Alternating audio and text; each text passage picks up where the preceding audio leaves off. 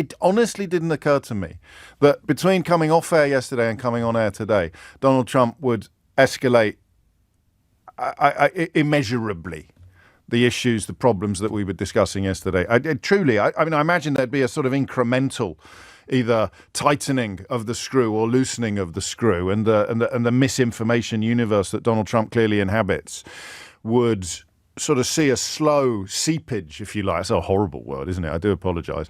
It did not cross my mind, which goes to show his diabolical genius, doesn't it? He is nothing if not unpredictable.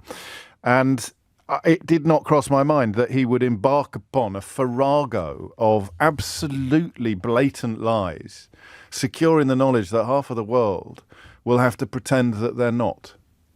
Sometimes for diplomatic reasons. If you are a politician or a diplomat, it is simply by dint of the enormous power that he wields, most obviously economic, but in the context of Ukraine also military. But economic in the first instance, economic and diplomatic. I don't think, this may be a conversation we'll have if and when things have calmed down a bit, I don't think Keir Starmer has much choice than to seek a sort of path of least resistance. I think, actually, in retrospect, the appointment of Peter Mandelson, who is at the very least a controversial figure, probably going to turn out to be quite a good idea, because he is the arch pragmatist. He is the man for whom functionality and practicality trumps, if you pardon the pun, or everything else. Trumps preconceptions, prejudices, principles even. But that's not the point, is it? The point is that what Trump did yesterday is, I think, without precedent in the free world. Without precedent in... Good God, there's a phrase I hadn't thought I'd ever hear myself saying. Without precedent in the free world. Lie after lie after lie. And why?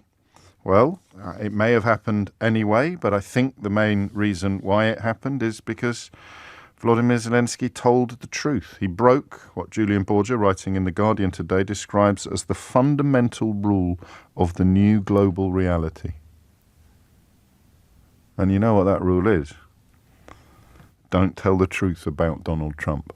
Journalists can, although I'm surprised by at least some of the journalists who've chosen not to. But politicians can't, they would argue. Not now he is in power. Things that you could say when he was campaigning, you cannot say now, because, some of his allies are talking about locking up critics, and I don't think there's any shame in not wanting to be locked up for telling the truth about Donald Trump. You see it in the Republican high command. All of the people who have in the past told the truth about Donald Trump now can't. For survival reasons. People like Marco Rubio have told the truth about Donald Trump. JD Vance wondered whether he might turn out to be America's Hitler. And he's now telling lies about the United Kingdom on an industrial scale, with some British political and media figures amplifying his lies. That's treachery. It's an overused word by weirdos, but if a foreign leader is telling lies, damaging and pejorative lies about your country, and you decide to join in to amplify them, to wonder whether he's got a point, that's treason. That's the least patriotic thing a person can do. Amplify dangerous, damaging lies about your own country being peddled by foreign politicians, foreign leaders. It's no different than amplifying what Vladimir Putin says about Britain. If you're amplifying what JD Vance has said about this country in the last couple of weeks, then you might as well be a Kremlin mouthpiece, because the moral compass that you have deployed in deciding whether or not to amplify this character is clearly completely broken. So that's the fundamental rule of the new global reality. He told the truth about Donald Trump. A disinformation bubble. I don't know. I don't know if this is a phone-in. Is this a phone-in? Do you think he believes what he says? Or is he just using information as a completely malleable and mouldable phenomenon that he will shape into whatever suits him most in that moment? I'm going to read you the entire statement from yesterday. Then I'm going to run you through some of the most obvious attempts at fact-checking. And then we are going to work out what we're going to talk about together. I've got Bill Browder coming into the studio at 10:45. I did one of those strange, it's not that strange when you think about the circumstances. Eleanor and I were talking yesterday morning about how important it is to find out what Bill has to say about things. And then in the course of yesterday's programme, Bill got in touch saying, do you fancy a chat about what's going on? And I said, yes, and that is great minds or something. But if you don't know, Bill is one of the best informed and bravest critics of Vladimir Putin's Kremlin that this country can produce. Here it is. Think of it, writes Donald Trump, multiple bankrupt and multiple felon. Think of it. A modestly successful comedian, Volodymyr Zelenskyy, talks the United States of America into spending $350 billion to go into a war that couldn't be won, that never had to start, but a war that he, without the US and Trump, and I don't know whether it's relevant or not, but when he uses his own name, he puts it in quotation marks and capital letters. A war that he, without the US and Trump, capital letters, quotation marks, will never be able to settle. The United States has spent $200 billion more than Europe, and Europe's money is guaranteed, while the United States will get nothing back. Why didn't sleepy Joe Biden demand equalization, in that this war is far more important to Europe than it is to us? We have a big, beautiful ocean as separation. On top of this, Zelenskyy admits that half of the money we sent him is missing, capital letters, quotation marks. He refuses to have elections, is very low in Ukrainian polls, and the only thing he was good at was playing Biden, quotes, like a fiddle, end quotes. A dictator without elections. Zelenskyy better move fast or he is not going to have a country left. In the meantime, we are successfully negotiating an end to the war with Russia, something all admit only Trump, capital letters, quotation marks, and the Trump administration can do. Biden never tried. Europe has failed to bring peace, and Zelenskyy probably wants to keep the gravy train going. I love Ukraine, but Zelenskyy has done a terrible job. His country is shattered, and millions have unnecessarily died. And so it continues. So the first question you have is how you account for the vituperative nature of this response, the viciousness of it, the violence of it. I think part of the answer is contained within that conspiracy of silence. If the truth starts spreading, then everything is under threat for Donald Trump. If people start telling the truth about him and his inhabitation of a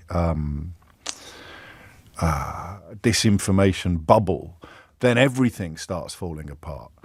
It's so interesting, isn't it, to think, I don't know why the eating cats and dogs thing echoes in my mind quite a lot. It's all lies. It's all lies. Everything he does is lies. Every single thing he says is lies. And to point it out is to threaten the whole structure, the whole infrastructure, the whole house of cards. Extraordinary. You know, he's not a criminal, except he is. He's telling obvious and provable untruths about a country that, I mean, Zelenskyy got a standing ovation in Congress about 3 years ago. Nothing's changed, except the continuing shock at his country's resistance of Vladimir Putin's illegal invasion. Let's just run through a couple of things, not necessarily just in that statement, but some of the other things that Trump has said. He is not as popular as he was at the start of the invasion, but the most recent poll in February found that 57% of Ukrainians trusted him, up from 52% in December. Politicians critical of Zelenskyy believe that now is not the right time for elections. I don't think we had elections in this country between 1935 and 1945, did we? Because guess what? We were at war. We had more important things to worry about. Our position, says a member of a rival party, is that during a war there is no room for politics. It would be the end for Ukraine. To start political or election activity would mean Putin's victory the next day. That's a former head of the security agency and an MP for the party of Zelenskyy's major rival. The other thing he said, you should have ended it 3 years ago. You should have never started it, the war. You should have made a deal. I don't think I need to remind anybody listening to this that Russia's invasion of Ukraine was unprovoked. The whole world condemned it. 24th of February 2022, up until that moment, Zelenskyy was constantly offering to meet Putin. 5 days before they rolled into Ukraine, he said, "We are ready to sit down and speak. Pick the platform that you like." In order to stop Moscow launching the invasion, it didn't work. The US declassified and released intelligence reports exposing the plans to attack and explaining the harsh economic sanctions that would follow. I mean, it is not even an exaggeration. It's not even a flirtation with exaggeration for Ben Wallace to have described Trump's claims as being straight out of the Kremlin talking points. The claim that the US gives more aid to Ukraine is a little bit harder to pin down, but Europe counted this as the sum of the EU and individual member states has allocated about 132 billion euros in help for Ukraine, compared to about 114 billion euros from the US. There's also a further 115 billion, according to the tracker. Germany and UK, the largest national contributors respectively, third and fourth. The US is first, but you add all ours up. As a percentage of GDP, the biggest donors are actually Estonia and Denmark, Lithuania, Latvia, Finland, Sweden and Poland, would you believe? So as a percentage of what you've got to give, these are the biggest donors. I could go on, but you know it. That's the bit I keep stumbling over now. You know all this. I mean, it's probably a little bit early to speculate on how on earth the people who even a week ago were somehow suggesting that people get very worked up about Donald Trump, people get so overexcited about. Yeah, people who understand what's going on and people who pay attention were very, very worried about what Donald Trump would do, particularly in the first instance with regard to Ukraine. But I don't think any of us expected him to become an absolute sort of impersonator of Vladimir Putin. I don't think anybody realistically expected him to come out in terms with precisely the propaganda points that the Kremlin has inserted into millions of social media accounts around the world. And that's what Zelenskyy means by the misinformation or the disinformation bubble. He is peddling lies that the Kremlin use to keep the truth untold.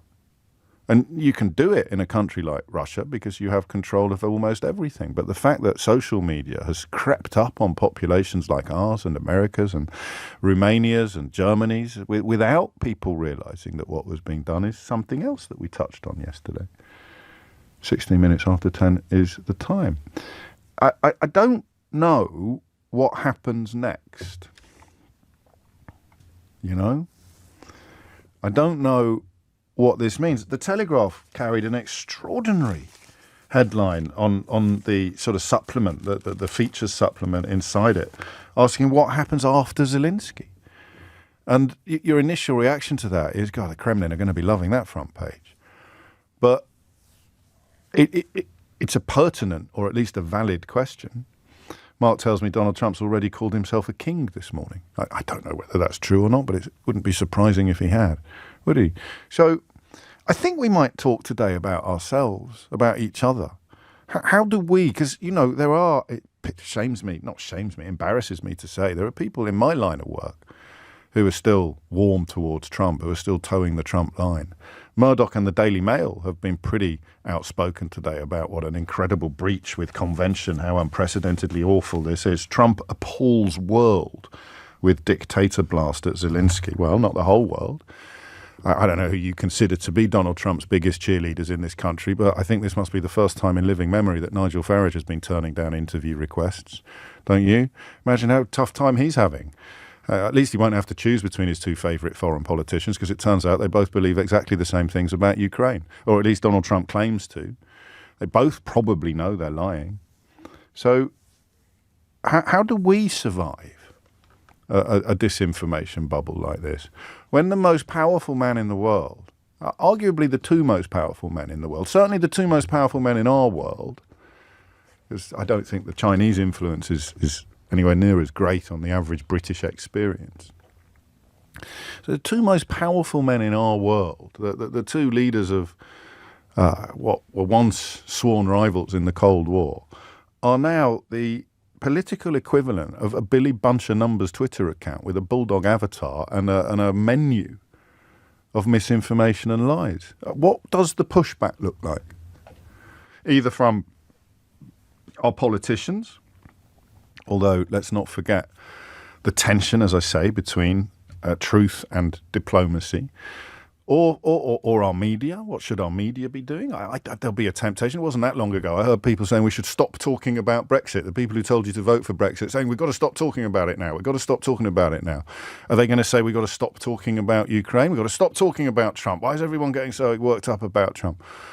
It's a bit like, this is the equivalent of FDR coming out in 1939 and agreeing with everything that Hitler said about Jews, or agreeing with everything that Hitler said about Poland. That's where we are now. The leader of America is parroting the propaganda of the West's most vicious enemy, a man who sends people to our shores to kill, to murder.